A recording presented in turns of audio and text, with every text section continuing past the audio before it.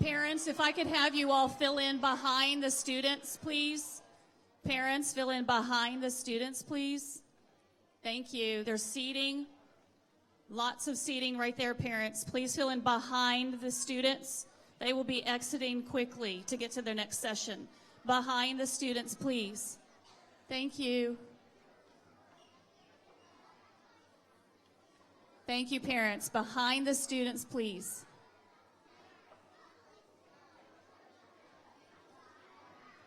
Parents, thank you so much. Behind the students. Lots of places back here. Thank you.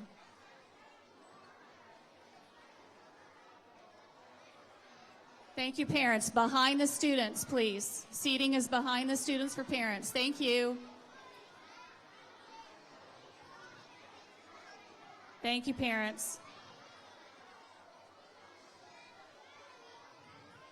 Students will have to be exiting very quickly, parents, so we appreciate you sitting behind the classes.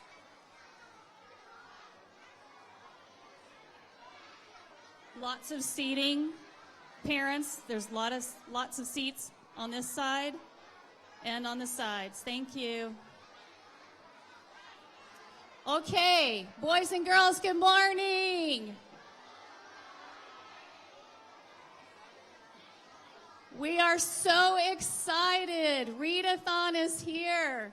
Book Character Day, and I see so many beautiful characters. I see some great costumes. You all work so hard. And now we get to celebrate. We have a special treat this morning. We have an author all the way from United States. And she is going to be speaking to us today about her book, Red Butterfly. Please welcome A.L. Sonneshin.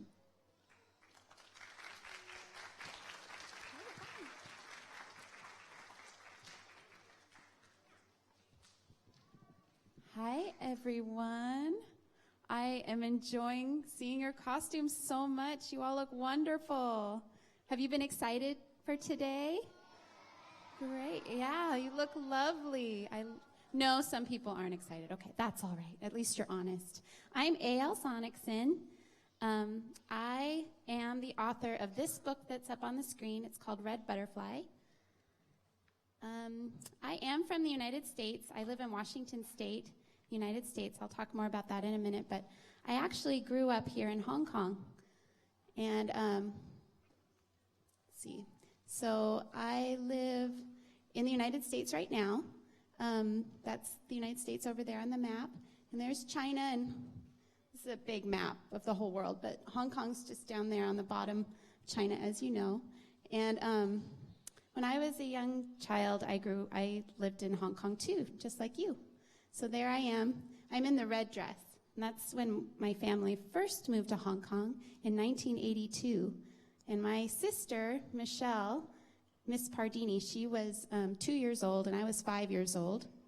And Miss Pardini teaches at this school, at ICS. She teaches 6th grade. So when you're in 6th grade someday, you might have Miss Pardini as your sister. As your teacher. Sorry. You might have Miss Pardini as your teacher. When I'm in America, it's a different time than when I'm here. So I should be asleep right now. So if I say anything strange, that's why. And that's my mom in the picture too. And she actually works at this school also. She works in the HR department, Mrs. Pardini. So that's us way back a long time ago. And I lived in Hong Kong until I was 18 years old.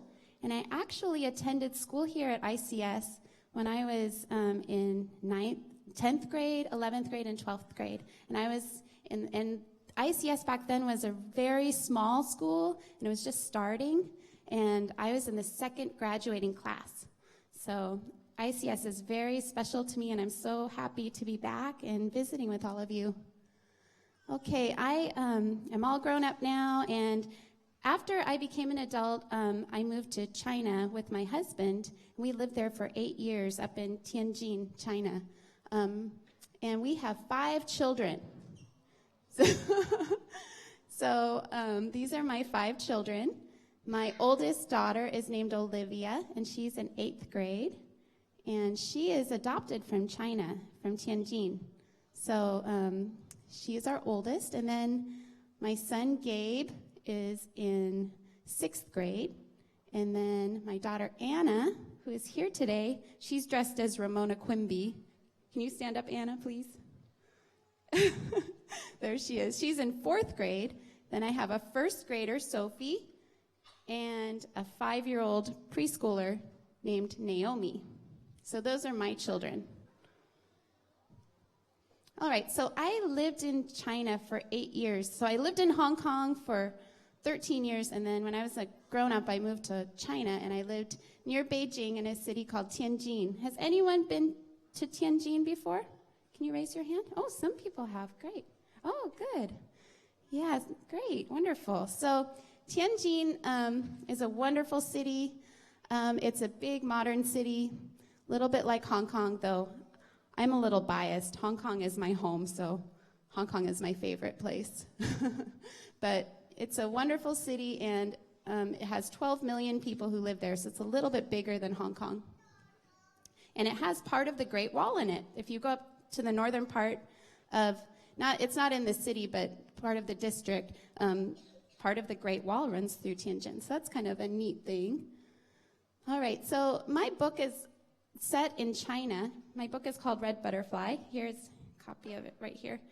It's set in China, and I based the book on some of my experiences living in China because this is a picture of a poster that is an old poster that used to be up maybe on a wall where people could see it from the street, and it's about something interesting that happened in China back when I was a little girl, and when around the time my sister was born, the government passed a law that parents could only have one child, and so this is a poster saying, "Isn't it wonderful just to have one child?" Because there's so many people in China, they thought we have too many people. We don't want to have too many more people, so we'll just have one child in each family. So that led to some interesting things that happened. And I'm sorry, let me go back here. Just that because there were only one child allowed in each family, there are a lot of children who didn't have families anymore. And so my book is about a little girl who doesn't have a family, and she's raised by a elderly American woman living in China, and she's all by herself living with this elderly American woman. And so it's a little bit of a sad story because she needs to find out, well, who are going to be my family? And by the end of the book, don't worry, she gets a family of her own. So it has a happy ending, but it is a little bit of a sad story about that. And I wanted to write this story because my little girl, my oldest daughter, Olivia, who's now 14 years old, we adopted her into our family, and she was in the same position as the little girl in my book where she didn't have a family. So we wanted to bring her home and give her a family. So through that experience of trying to adopt her, I learned a lot about adoption process and about the foster care system because we had to wait 7 years to be able to adopt our daughter. And we lived in China for those 8 years waiting to adopt our daughter. And finally we could adopt her, and it was a wonderful experience. So I used that experience and also some of my friends' stories about their adopted children to write this book.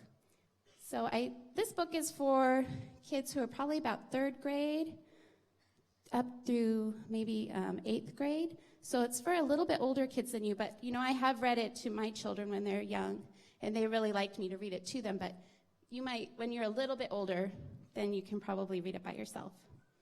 Okay, and I wanted to talk to you about the book a little bit more because it's a little bit of a different book. It's not written like a normal book. It's written in poetry. Do you like poetry? Does anyone like poetry? No, yes? Some people like poetry, yeah. So I wanted to talk a little bit about poetry. The whole book is written in verse, which is another way that you say poetry. And I wanted to ask, what makes a poem a poem? All right, has anyone ever read this book? Yeah? Yeah, these are some of my favorite books from when I was about your age, poetry books. This one is by Roald Dahl. It's called Revolting Rhymes. And I just love this book, so I thought I'd read a little bit from this book. This is from his first, one of the first stories in that book about Cinderella. So this is by Roald Dahl. I guess you think you know the story. You don't. The real one's much more gory. The phony one, the one you know, was cooked up years and years ago and made to sound all soft and sappy just to keep the children happy. Mind you, they got the first bit right. The bit where, in the dead of night, the ugly sisters, jewels and all, departed for the palace ball, while darling little Cinderella was locked up in a slimy cellar where rats who wanted things to eat began to nibble at her feet. That's a funny poem, isn't it? I love that. I love this whole book. So when I was your age, I loved reading Roald Dahl, and I loved reading his poems because I thought they were so funny. And so do you notice anything about this poem? Is there anything that stands out to you? Like, something that stands out to me is that a lot of the words rhyme. Do you notice that? So you see, like, all and ball, Cinderella, cellar. Well, that doesn't rhyme very well, but eat and feet. Do you see those rhymes? Have you learned about rhymes in your school, in your classes? Yeah, good. So, yeah, a lot of poetry for children rhyme. And here's another one of my favorite, Dr. Seuss. Do you like Dr. Seuss? Yeah? Yeah, he does wonderful rhymes in his books. This is one of my children's favorite books. They read it often, very, very often. Let's see if I can even read these words. They're quite small. Maybe I can't. Maybe I can read them off my screen here. Okay, let me try. A yawn is quite catching. Well, maybe I can't read it. Oh, I see now. A yawn is quite catching, you see, like a cough. It just takes one yawn to start other yawns off. Now, the news has come in that some friends of Van Vleck's are yawning so wide you can look down their necks.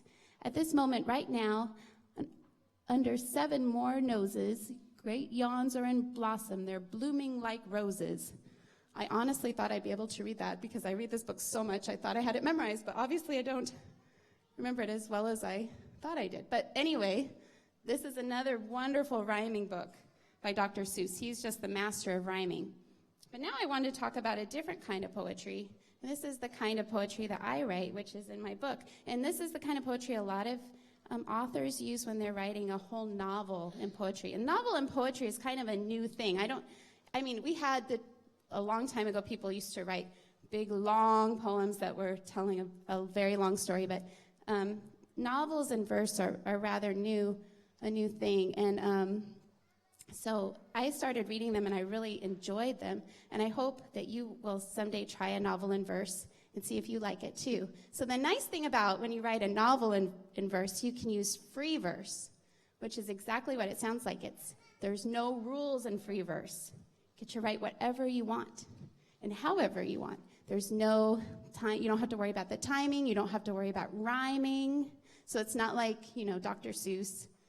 But you can use it if you want to, but you don't have to. So that's a wonderful thing. So here's my main character. Her name is Kara. And I had some beautiful illustrations that were done for my book by an illustrator named Amy June Bates. And I thought I would read one of the poems from the book. And you can notice, if you compare it to the poems we just read by Dr. Seuss, it's a little bit different than that kind of poem. And I should be able to read this one better than I did Dr. Seuss ones. Okay, so this is the poem that's the 4th poem in the book, and it's called Red Butterfly. I ride with my hair whipping back, a long, flapping black flag. Wind presses my face, freezes my lips, laces the cracks in my knuckles with blood. The city is a blur. No one stares. No one asks questions when I am alone, pedaling my ruby red bicycle. No one knows that I am different, that I have an American mother, that even though I look Chinese, I'm American on the inside. When I ride, I am like the 10 million others moving in slow motion down frozen streets in January, except I am faster, flitting between them, a red butterfly. Okay, and I wrote that poem about Kara, who's the main character, because when I lived in China, one of my favorite things to do is ride my bike. Do any of you like to ride bikes? Yeah. Oh, wow. A lot of you do. And you know, Kara loves to ride her bike also. And so when I was writing this poem, I wanted to describe how much she loves to ride her bike. Because when she rides her bike, she feels so free. And when I was imagining her riding her bike, I could see her riding along and her hair flying back because she has long hair. Her hair flying back, and I almost imagined it like butterfly wings. So when I wrote the poem, I wanted to try to give that image of her riding that way. And, you know, like I mentioned in the plot of the story, she lives with a very old lady, and she lives up on the 6th floor of an apartment building, and she doesn't ever get to leave very often except to go shopping when her foster mother sends her out shopping. So she doesn't have really any friends, and she doesn't know anyone. She's not allowed to go to school because her life is very secret, but you'll have to read more about the book to find out what happens. But so when she's riding her bike, that's the only time that she feels really, really happy and free. So I wanted to bring that out in this poem. Okay, so I'm not sure how we're doing on time. We're good? Oh, okay. Let's see. So I'm wondering, do any of you have any questions about anything at all, like about writing or about my book or about anything that I can answer? Anybody?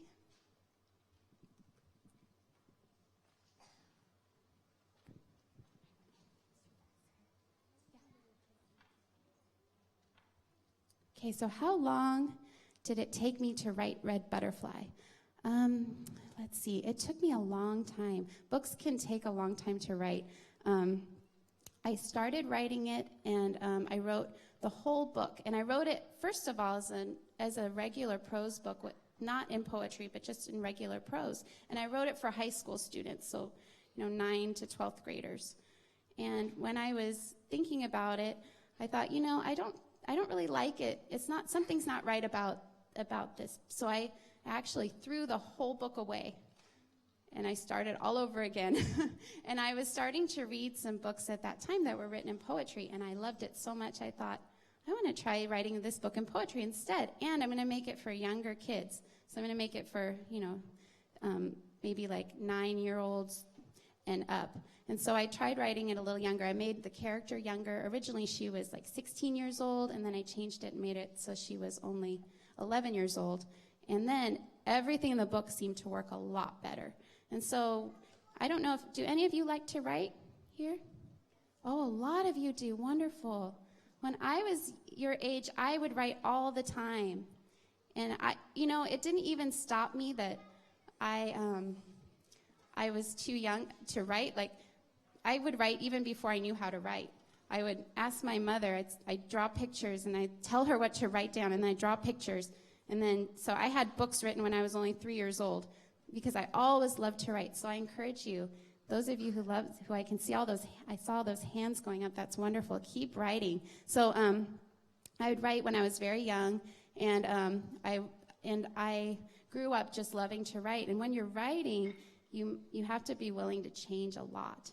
So at your age, don't worry about it. Just do it for fun. But as you get older, you'll realize sometimes you have to do a lot of editing, and you have to throw stuff away and start over again. And it can be a long process. So I would say, to answer, getting back to the question, it took me, all in all, 2 years to write the book, where I could send it in and have it published. But then after, when you're published, you work with someone called an editor who helps to edit your book. So when I was working with my editor, we then worked for another 1.5 years on changing things and editing, and it's a very long process. So I would say altogether, until the book came out, was 3.5 years. So it takes a long time to write a book, usually. Okay, that was a great question. Thank you. Are there any other questions? Yeah.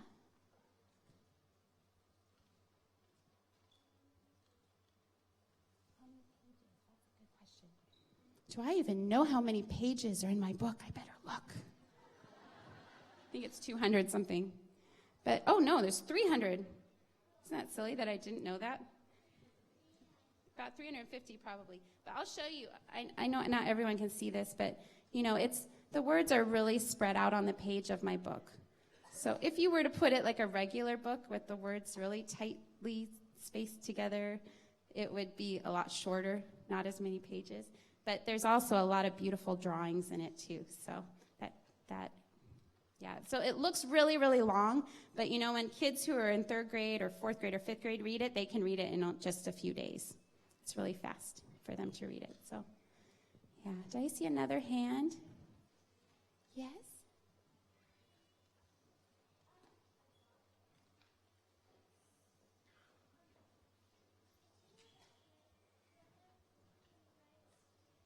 You can ride a scooter?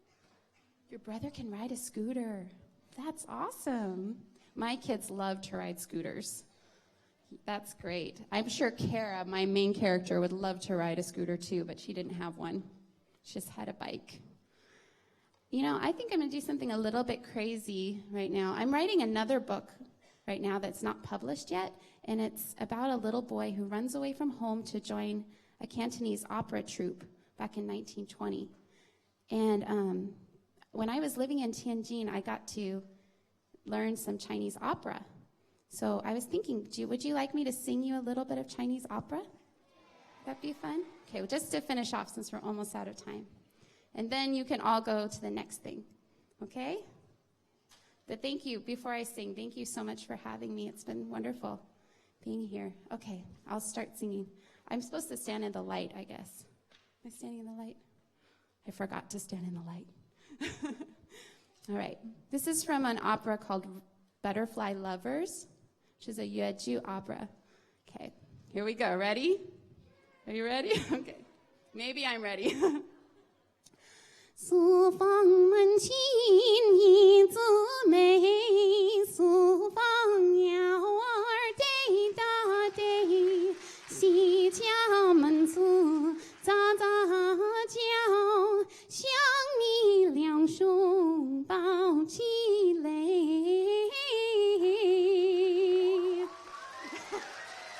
Thank you.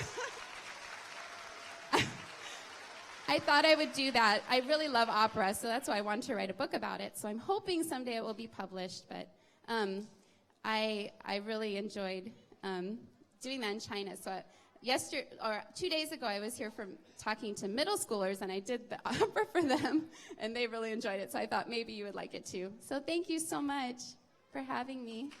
Have a fun day. Wow, that was amazing. Let's give her another hand, please. Another round of applause. That was beautiful. Whoa. We know that besides being so talented as a writer, she's a talented opera singer as well. Oh, that's wonderful. All right. Can we say one more thank you to our guest author? And I'm so excited. She is going to be leading our book character parade later today. So that will be exciting to see her again. All right. Teachers, you have until 9:40 when your first guest reader will be in your room.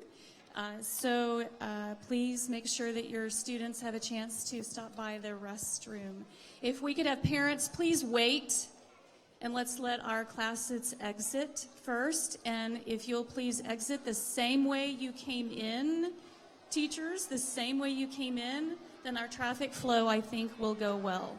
So thank you for being here. And have a great day, boys and girls.